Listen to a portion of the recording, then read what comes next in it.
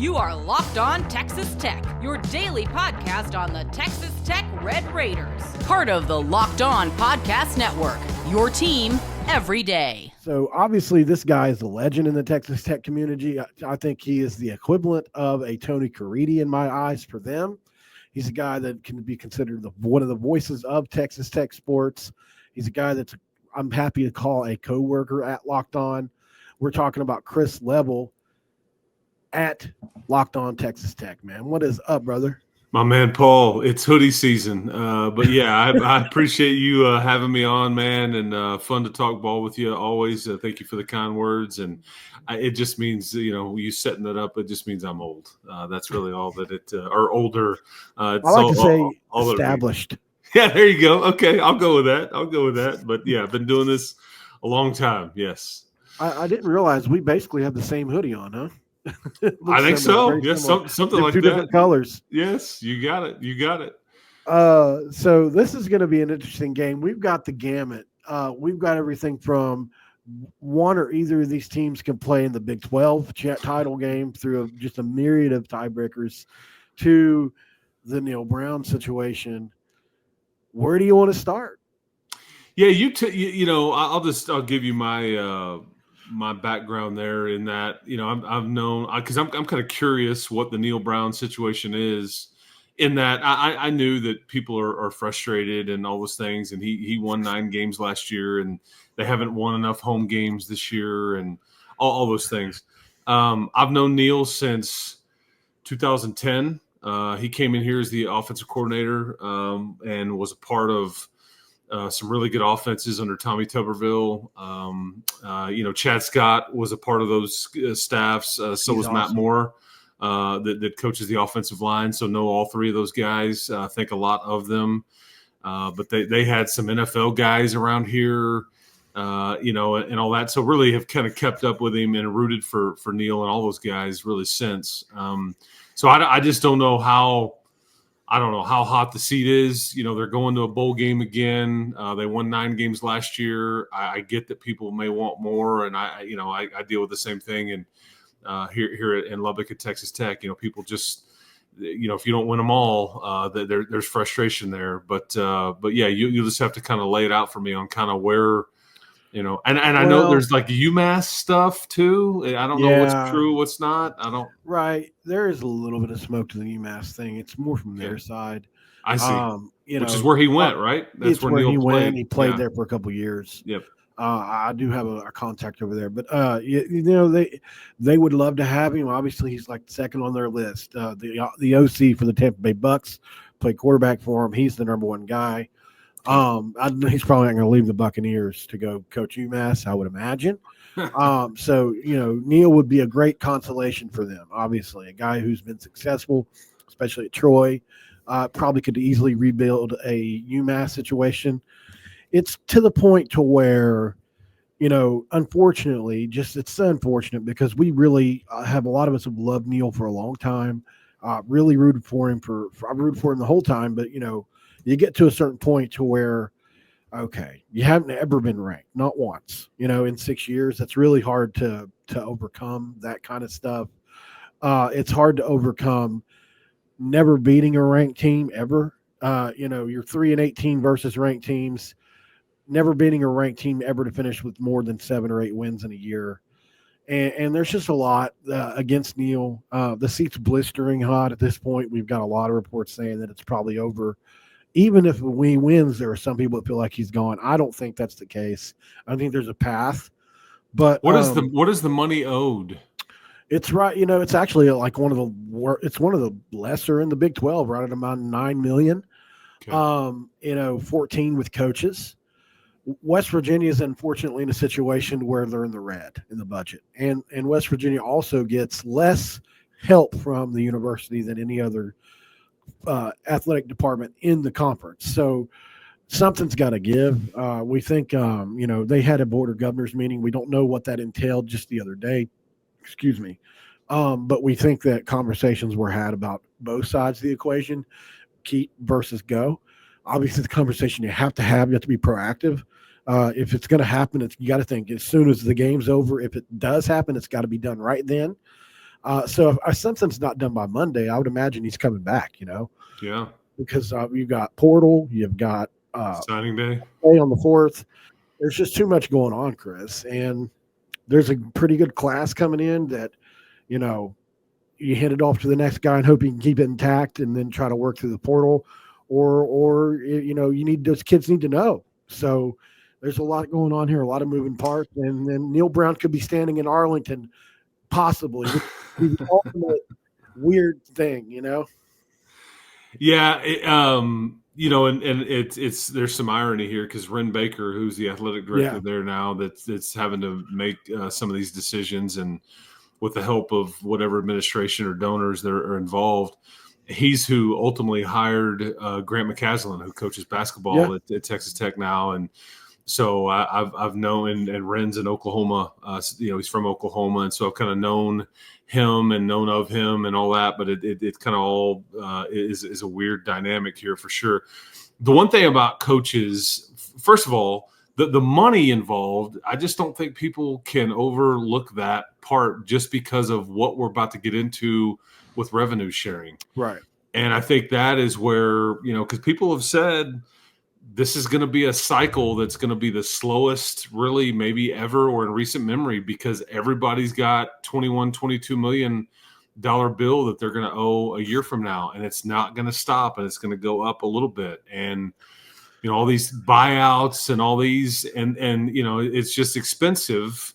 And then you get into the equation. Well, can we afford not to make a move? If you've lost the fans or if there's no belief, can you afford not to do anything? But somebody's got to pay these bills, and it's just interesting dynamics in college sports. And that's the one thing about the playoff that it's kind of been a weird dynamic, is that are we about to start living in a world where if you don't make it to the conference championship game, you're a miserable failure? Because there's going to be a lot of miserable people out there in the world if that's the case. Yeah.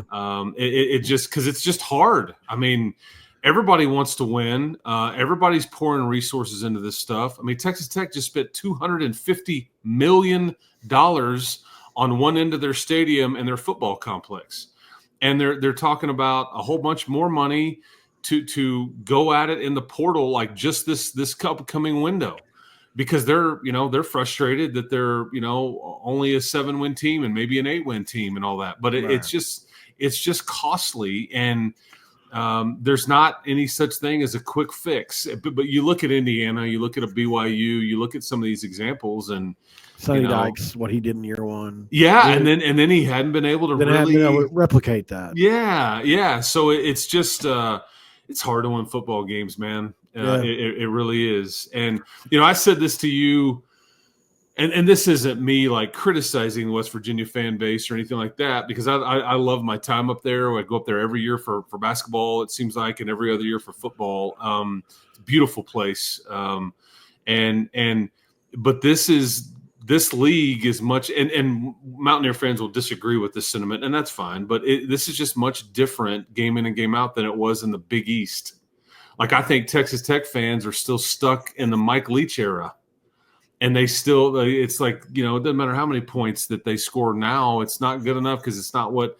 And I think some of the times either fan base here has these fond memories of what it used to be like and how you were doing this and that, but it's different now. And but again, I want to win as much as anybody. I know you do too. I certainly get it. I can't tell anybody how to feel or what they deserve or what they're owed or what they, that's to each his own. But finances come into this stuff, and these are tricky decisions because these are big checks that you're about to have to start writing, and those are due every year, which is brand new time. You make a lot of great points. Before we go to break here, I'll make a quick one.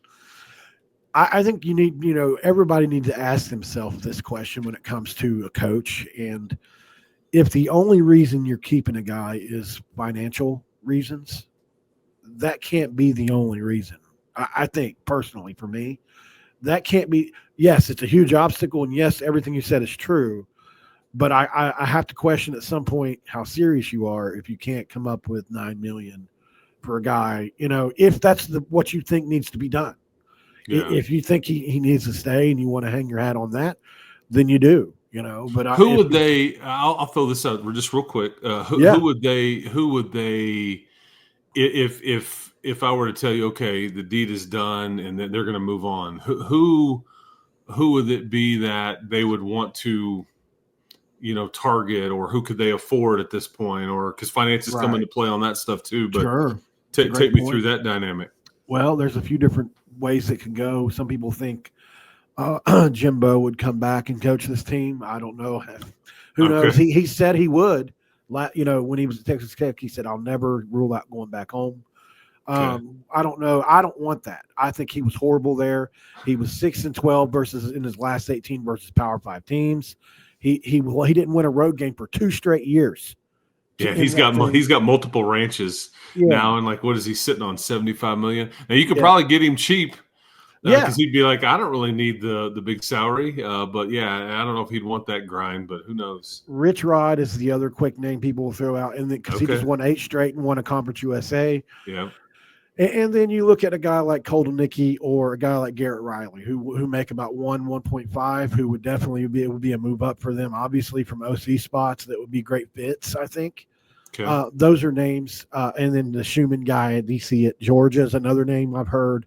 And then you start to look at the established group of 5 guys. Gotcha. We're not going to be grabbing any established Power 5 coach from what not that I can think of off the top of my head. There's probably 1 or 2, but I don't think so, man. Because Neil Brown's getting $4 million a year, right? He's not getting 6 or 7 like some coaches in the Big 12 are. Like, he's not getting Gundy money. He's not getting nothing. Like, he's not even getting Joey McGuire money. So I think that's about what Joey makes. I think somewhere around in there. Joey's still early in his tenure here, just his 3rd year. But I guess I just assume you guys got so much money, Well, no, I mean, sometimes you would think that, sometimes not. But yeah, so it's but hey, we all want to win, and I get it. It's wild though, because I was really close with Dana Holgerson too, because Dana was here, for many years, like 8 or 9 years, and I still talk to Dana whenever I see him, and now he's working with Joey McGuire's son at University of Nebraska, so it's all kind of intertwined here. But I know people up there not fond of Dana, and maybe not be fond of Neil now, but I like Neil. I think he's a class act, but I certainly he is a class act. Yeah, and that's what's hard about this stuff, because he's always honest and transparent. And I even saw that earlier this week he said,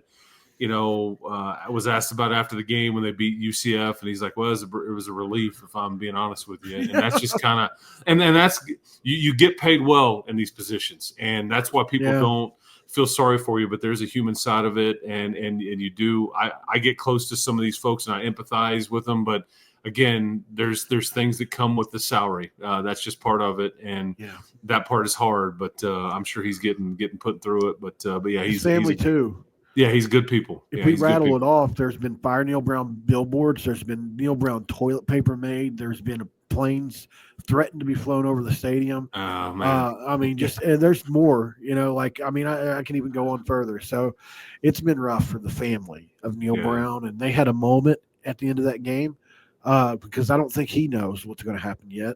And and that was the final home game of the year. And I think they had a moment just in case, Yeah, gotcha. That's what it looked like to all of us. So up next on Locked On Crossover, guys, we're going to get into this game. There's a lot of implications. Keys to the game impact players, but can West Virginia go on the road and do what's one of the hardest things to do in the Big 12? That's win in Lubbock for the Mountaineers.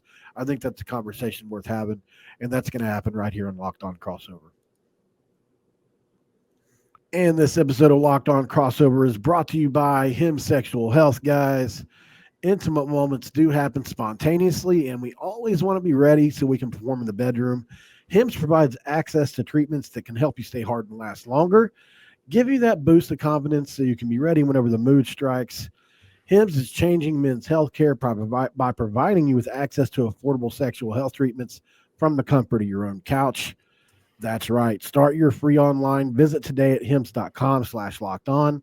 That's hims.com/lockedon for your personalized ED treatment options. Once again, that's hims.com/lockedon. The products mentioned are chewable, compounded products which are not approved by verified for safety or effectiveness for the FDA. Prescriptions require an online consultation with a healthcare provider who will determine if appropriate. Restrictions apply. See the website for details and important safety information. Subscriptions are required. Price varies based on product and subscription plan. And this episode is going to be also brought to you by FanDuel, guys. Get ready to tackle NFL action with FanDuel, America's #1 sportsbook, because right now new customers can bet $5 and get $150 in bonus bets. That's if you win. FanDuel Sportsbook app gives you everything you need to place live bets on the NFL all in one place. So when you get a hunch in the middle of the game, you can check out the latest stats, view the live play-by-play, and so much more on the same page you place your bets. Visit FanDuel.com to get started and get that 150 in bonus bets with your first $5 bet. That's at FanDuel.com. Never waste a hunch and make every moment more with FanDuel, an official sportsbook partner of the National Football League. And we are back on Locked On Crossover. Chris Level, man, that was a good first segment, man. This segment, we're going to talk about the game itself. Joey McGuire's team has really been putting up points here in the last few games. What do you attribute this offensive uptick to? Well, it's been nice around here because they've had the same quarterback start. He's going to start his 12th game on Saturday. It's been the first time since Patrick Mahomes did it in like 15 or 16. So it's been a minute. Since Joey's gotten here, this is his third year. I think he started 5 different quarterbacks or something. Wow. Yeah, I mean it's that is one of the biggest things is you've had consistency there and health there, and you know Barron's been solid, solid to good. 25 TDs, 7 interceptions, about 3,000 yards. It's been solid, and I think he's had a really good year, and they're balanced. If you want to load it up and stop Taj Brooks, they'll throw it deep on you and kind of throw it down the field. If you want to try to play back and keep it all in front of you, they'll turn Taj Brooks loose on you. They've got some really good tight ends, so their offensive line has not been very good. Joey talked about that earlier this week. That's something they've just got to be better at. I mean, Colorado ate them up. That's a big reason why you're not in a control your own destiny situation is your offensive line play, and I think just some of the leakiness that you've got going on defense. But offensively, their skill is very good. It's balanced, and I think it's been. And it needed to get better. It wasn't very good last year. It needed to get better, and they knew it. And they went and got some help out there in the old portal, and you get your running back to come back, and you kept your quarterback healthy, and all that is kind of equal to a pretty explosive and consistent offense. You know, if there's one pass defense might have been worse than West Virginia's in the Big 12 this year, it's Texas Tech's. Oh, yeah. It's been rough for you guys over there, man. To give up 48 to – and look, Gundy always gets his teams right. Not saying that he doesn't, but to give up 48 to that Oklahoma State team this year is pretty bad. And it was a true freshman quarterback. Yeah. Yeah. Well, they've been wanting that kid to play though too, fairly. I can see why now, but maybe that was Texas Tech that made him look like that. Yeah, no, he looked good. Ollie Gordon looked good. I mean, that was the scary thing about that game. Is everybody knows the names Ollie Gordon and Brennan Presley. They've got the Stribling kid who's got about 800 or 900 yards receiving on the outside. Their skill is good on paper, and their offensive line is all back. It just, for whatever reason, it just wasn't clicking. And I think Alan Bowman was a big part of the problem. Well, they're underachieving, but no, it's you had to hold on and outscore that team. I mean, that was not a stress-free Saturday afternoon in Stillwater. That's for sure. They had a stat. It's not. I don't know if you call this a stat, but they had something I read up on in the offseason, and they started 5 sixth-year seniors on the offensive line this year. Oklahoma State did. Right. Yep. It'll never happen again. No. That's not something that'll ever happen again. And I think the folks in Stillwater would tell you that's a bit of a negative in some ways because there's a lot of tread on the tires there. Yeah, I think there's a lot of wear and tear is kind of what the people close to that. Yeah, but to tell you how bad Texas Tech's pass defense is, how about this for a crazy stat? You've played 11 games. 5 of the 11 games that you've played, the opposing quarterback has won an award in their league on that Monday. That includes the Oklahoma State true freshman. Yeah, and that doesn't include John Mateer at Washington State, because the Pac-12 is not handing out weekly awards and all that because there's just 2 schools. But that just kind of sums up that, boy, you've made some people look really, really good, unfortunately. And yet I don't know if that's Texas Tech's biggest concern with the Mountaineers. It's these running backs and Garrett Green's legs that I think would scare the Red Raiders the most in a what I expect to be a limited possession game. Yep. It may last 2.5 hours, but battle of the running games, I don't know. So real quick before we move on to that, is Tim DeRuyter in any trouble based on all this? I mean, he's been a part of the program forever. You think?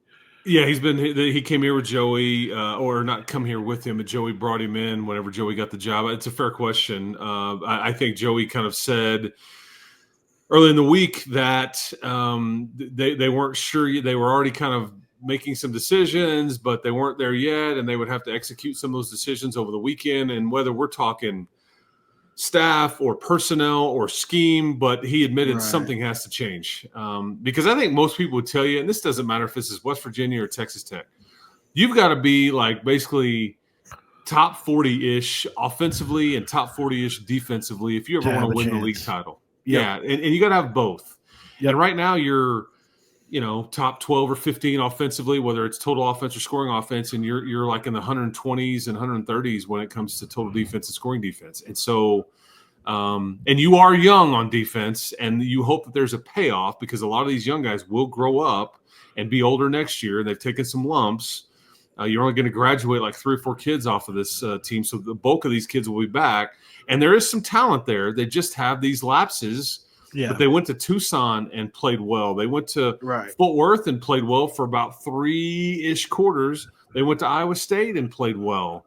But consistently, it's just been, and last Saturday was bad. I mean, there's just no other way around it. You just couldn't get them stopped. And I think it was that's a concern for sure. So yeah, you've had your own defensive issues as well. We have switching coordinators mid-season and all that. Like any better since Jordan Leslie was let go, Paul? Yeah, it's definitely improved. I think the thing they wanted to get done was a lot. I would say probably at least half of the big plays that were happening were a result of we don't know where to go, and then all of a sudden the linebackers matched up on a wide receiver. We've seen it happen like 3 times in one game, where one of our linebackers was matched up on a wide receiver, which is also great coaching. Obviously, guy goes in motion, the linebacker doesn't know where to go. The calls weren't coming in fast enough. The players weren't getting lined up fast enough. Jordan Leslie had 1,000 plays, and they just needed to simplify stuff.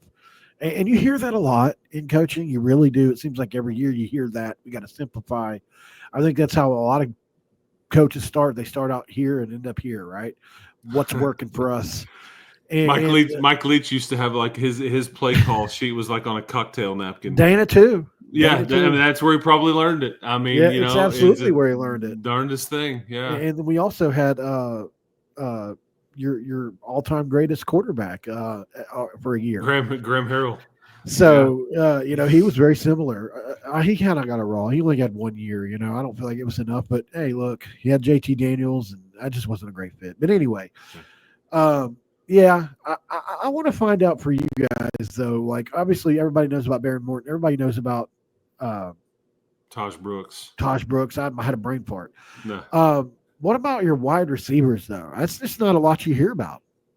Yeah, they've got and I think they have a really fascinating group of tight ends. This is they're going through senior day on Saturday, and they've got 2 tight ends, Jalen Conyers, that's been just really dynamic, and a kid named Mason Tharp, who's like 6'9". He's one of the few guys. I'm about 6'5", 6'6", and when I'm interviewing for the radio broadcast, Mason's one of the few guys that I have to look up to when I'm talking to him. It's pretty wild, but so it's very well rounded. But the wideouts you're talking about, Josh Kelly. He's one of the top wideouts in the country on third down. I mean, he's in the top 5 or 6 in the league right now. He's on preseason award list. Yes, he was, and he was. at times one of your best players. He's been battling a foot issue here and there, and he didn't have his best game this past Saturday, but there's been some games where he kind of just takes over.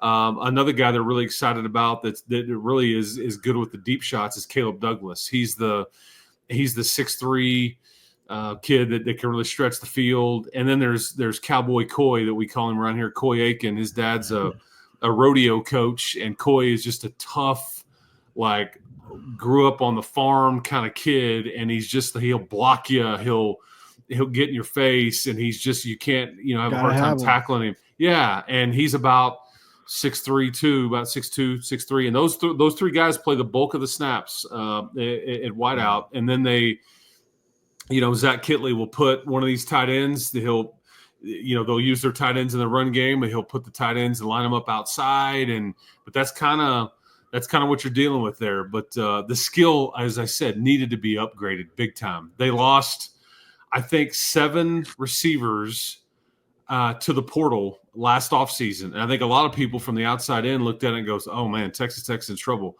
I think this was a lot of Texas Tech's decision. One of them ended up in Indiana, and he's playing a lot, Miles Price. And he ended up in a great situation, but it just wasn't working here. Jerron Bradley left here, and he was a starter and had decent numbers. He was a preseason Big 12 guy last year, and it just didn't work. And he's at Boston College and not really doing a whole lot. So, and there's a longer list, but that's been a fun thing to watch because they've needed it, and it has gotten much, much better. And obviously on the West Virginia side, I guess we need to spend a second on us too, right? Absolutely. Yeah, you got 2 really good running backs, man. Yep. I respect the heck out of both White and Donaldson big time. Yeah, and Donaldson came on last week and had a really good game. Obviously, Garrett, he rushed the ball well. He had some really clutch passes, obviously, and Hudson Clement always really great against man coverage, as we've seen multiple times this year. The loss of Traylon Ray hurts, especially taking the top off the defense. He broke his ankle last week, which was unfortunate. I was watching that live when it happened, and it was injuries suck, man. That's just all there is to it. Injuries, I just hate that for kids, man. You put a lot into this, and to just come down wrong and have somebody but that's football. I get it, but it sucks, man. And then obviously we would be remiss if I didn't mention who is the best tackle in the league. There's no doubt about it, man. Wyatt Milam, he hasn't allowed a sack or a pressure in 3 years, and will be a first-round pick. It doesn't get much better than him. A West Virginia born and bred kid that came up, wanted to play at West Virginia, loves being at West Virginia. You just don't get a lot of that anymore in this era. And obviously Zach Frazier was the same way, who's just dominating in the Steelers right now. Yes, he was. I think a lot of people underestimated how much of an impact he had on our offensive line last year as well. But yeah, so those are the major players on offense. You mentioned your offensive line. TJ Jackson's one of the best pass rushers in the league. He's got 6.5 sacks. He really had a horrible game against Baylor, bounced back last week. If he's going to do anything, against Baron Morton in that passing attack, although quick passing attack, it'll be him. He'll be the guy that gets back there. Jeremiah Trotter, the great Philadelphia Eagles linebacker. His son plays middle linebacker for us as a true freshman, makes all the calls. It is incredible. We want to keep him as bad as we want to keep him. He's great. And then the secondary is really just a mishmash of, unfortunately, not very good players right now. Yeah, I heard Neil talk about that. Like, not a lot. There's an injury at safety, and and there's some. You just kind of playing who you've got. You don't really have anybody else, and I think the Red Raiders have dealt with some of that. Just kind of who's in, who's out this week, and all those things. And it's playing defense is difficult, man, because in this league you see the smash mouth, you see the spread, you see tempo, you see running quarterbacks, you see drop. You see a little bit of everything. So you kind of gotta have a menu of personnel that can kind of match up and have some scheme there that can kind of, because it's not a one size fits all. That's just not how this. Yeah, it's not how this thing works. But defensively here, they've been pretty good up until, but they were really old last year. I mean, they had a lot of 6-year seniors that left. 2 years ago they had a first round draft pick in Tyree Wilson. Last year they had a stud safety in Dadrion Taylor Demerson that was drafted in the 3rd or 4th round by the Cardinals, and Miles Cole, who was a 7th round pick as a defensive end, and Tyler Owens, who's playing in the NFL and all that. So, and then they just graduate all these guys and they hand it over to a bunch of redshirt freshmen and redshirt sophomore types that are the bulk of this defense. And it's just a bit tricky. So you've seen some inconsistency. They get mixed up with their coverage at times. I think maybe that would be a fair criticism. You were talking about the play sheets, just, like a Cheesecake Factory menu. Sometimes that would probably be the case here. Whereas like when they've played better, they've just simplified. Like, hey, we're going to dumb this thing down. Dumb's the wrong word, but we're going to trim it down and just let you guys play fast and like get after teams and all that. And that's really what has worked best. So I just know, if you're Texas Tech, you're going to have to be able to tackle on Saturday. You're going to have to be able to tackle the quarterback and one of the running backs, and you may get beat with a pass here or there. But I think you're going to have to be willing to tackle West Virginia's run game. And it's extreme. The offensive line is very well coached. Right. Garrett Green is, what has he reached, like 21 miles an hour on the GPS at different times this year? I love that he's got some swagger to him. I love that in a quarterback. I've had many quarterbacks come through Texas Tech that are really good, and then they'll tell you about it, and that's kind of fun. You got to be good, you got to back it up, and he may have not had the kind of year that he wanted to. Yeah, exactly. I could go through a long list. Even Cliff, as a player here, was kind of like that way back in the day. That's going way back. That's about 20 plus years ago. But yeah, so that's where that's really it's if Texas Tech can kind of tackle in space and just make West Virginia and Garrett Green kind of throw the ball to beat them, that would be obviously ideal for the Red Raiders. You're trying to get your run game going because that's what opens up other things. And I know, West Virginia will probably run an odd man front, and Texas Tech has typically been better there, against those odd man fronts. Although last week they ran a 4 down. Yeah. And I think that maybe has to do with the fact that UCF just has no sense of a passing game. Yeah. So we'll see what we get, but it should be fun. And hey, man, you're telling me there's a chance one of these teams, I guess, depending on if some other things happen, you could find your way into Arlington. Can you imagine Neil Brown standing in Arlington?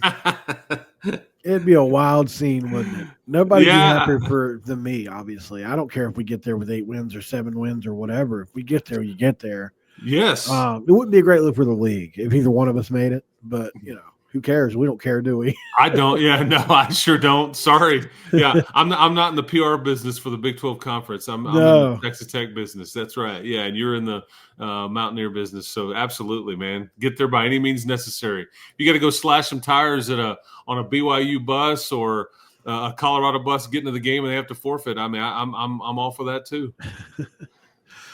All right, guys. Up next on Locked on West Virginia, we're going to do a really quick prediction and score for this game. You don't want to miss that. Stick around. We'll be right back. This is Locked On Crossover. And this episode of Locked On Crossover is brought to you by Z-Biotics, guys. Z-Biotics pre-alcohol probiotic drink is the world's first genetically engineered probiotic.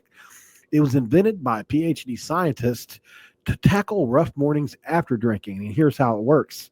When you drink, alcohol gets converted into a toxic byproduct in the gut.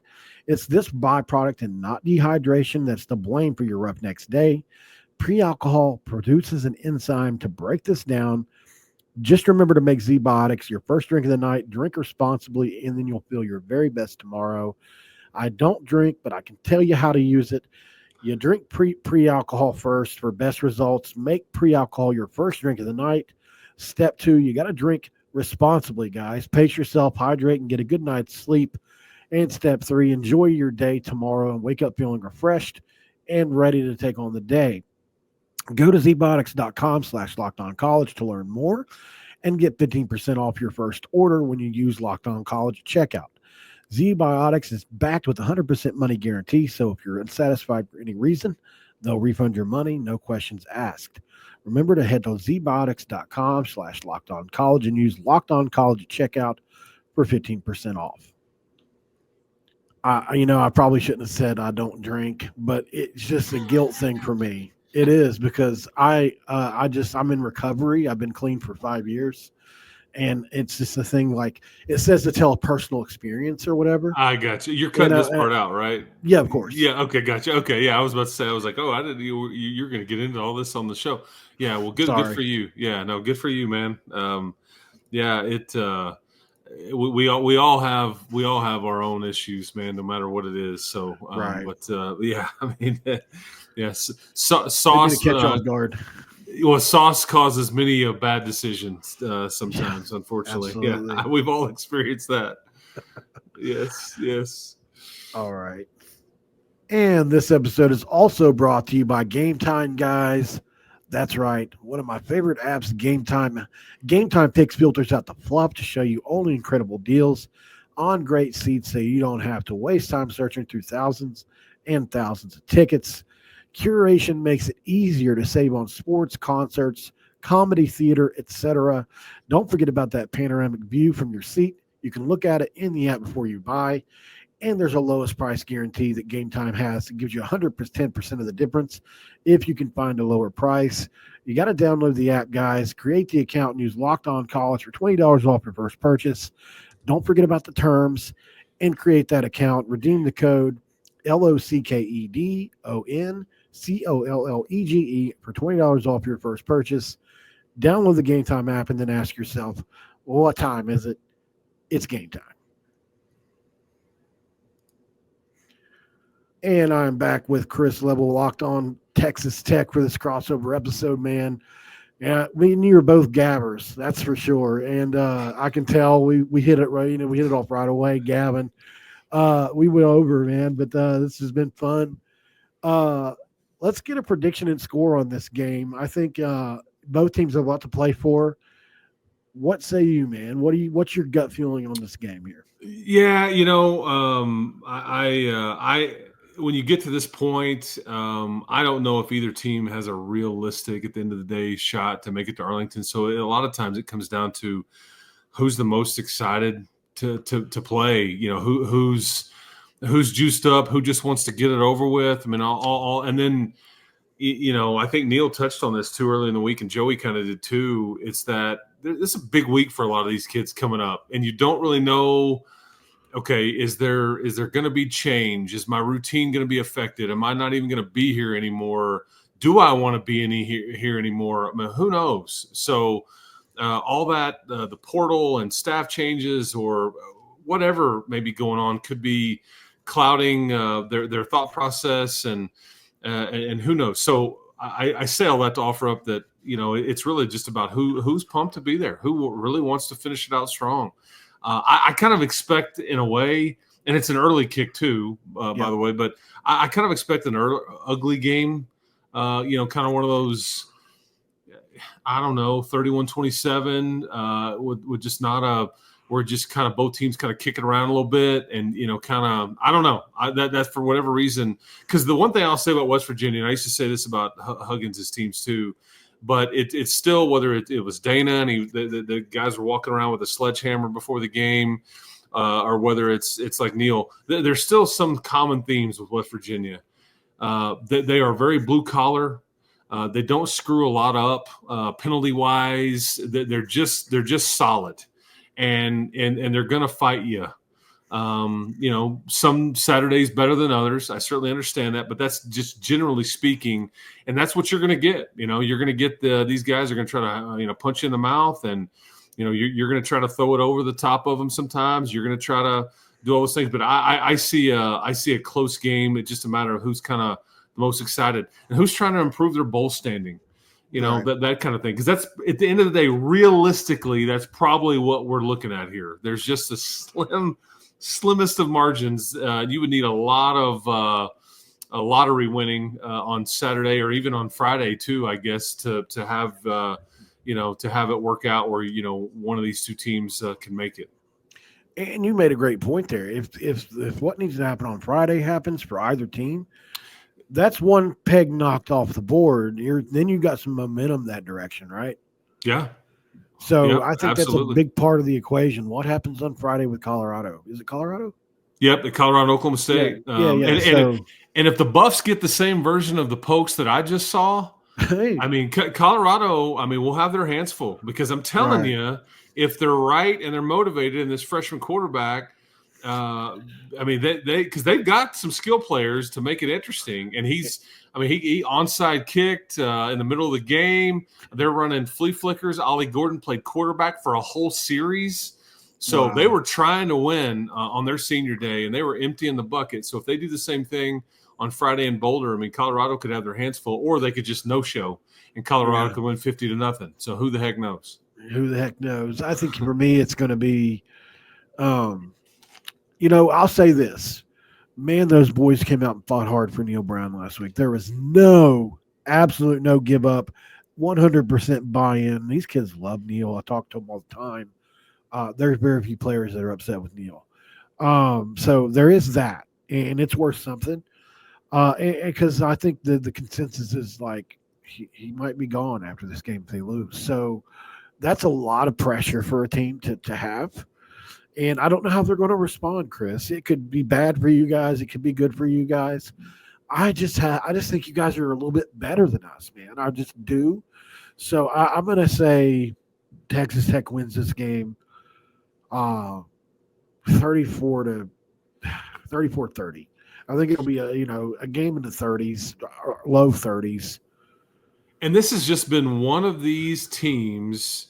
Neil coached here for, I said, 3 years, but while he's been at West Virginia, he's 1-4 against the Red Raiders. It's just, and like Texas Tech has those teams too, where it's like, man, you just can't. Kansas State's one of those teams. It doesn't matter who's coaching for you or for them. You can't beat Kansas State, and you're not alone there. But for whatever reason, it's like Texas Tech been and last year, that was the first win for Neil over Texas Tech, and you're throwing into the end zone, and that's when Tyler Shuck went down with a broken ankle. Yeah, and Baron Morton came in, and he's been the quarterback since. But he got hurt in that game too with his shoulder. But he's throwing into the end zone at the end of the game to, I think, either win it or tie it or one of those things. But it was a good game. Yeah, it was. It was in the rain and all that. That's why I kind of say that this one it's not going to rain Saturday in Lubbock or anything like that. But I just think it'll be kind of a grind, if you will.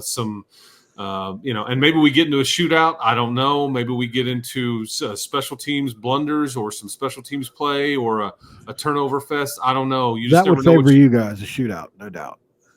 Well, and I think we'd be prepared for that with the Red Raiders. I mean, they're used to getting. Neil Brown's a guy. He wants to get 25 first downs and hold the ball for 35 minutes. And I get it. He's trying to protect his defense, trying to shrink the game a little bit, and keep the offense off the field. Right. So, yeah, we'll see kind of who wins the battle of wills there and who gets to play it on their terms. But my man, you are all class, Paul. Appreciate you hosting this show and. Yep. Thank you for doing it. We'll do it again. Basketball season rolls around. I'm here anytime. Hey, tell everybody where they can find you before you go. Yeah, Locked On Texas Tech, man, or on the old Twitter or the X at Chris Level. But yeah, Locked On Texas Tech, Cowan and I every day. So appreciate it. Enjoyed my time with Locked On for about 2.5, 3 years now. I guess it's been, and you've joined the team recently, but been a great addition. So. Hope everybody watches all your Mountaineer coverage on a daily basis, man. We'll do this again. Man. Absolutely. All right, brother. Guys, thank you for joining us on this episode. And don't forget, you can't forget to make Locked On West Virginia or Texas Tech your first listen, guys. Thank you for making us the first listen. For your second listen, we got to plug our guy Drake over at Locked On Big 12. He leads the conversation in conference realignment news and holds no punches when it comes to covering every team in the Big 12. Find Locked On Big 12 on YouTube or wherever you get your podcasts, guys. Listen, it's going to be a good game. It's going to be a fun game. We'll see who wins, and I'm sure we'll both have post games after the fact. Be there for that, guys. And until then, we are out of here.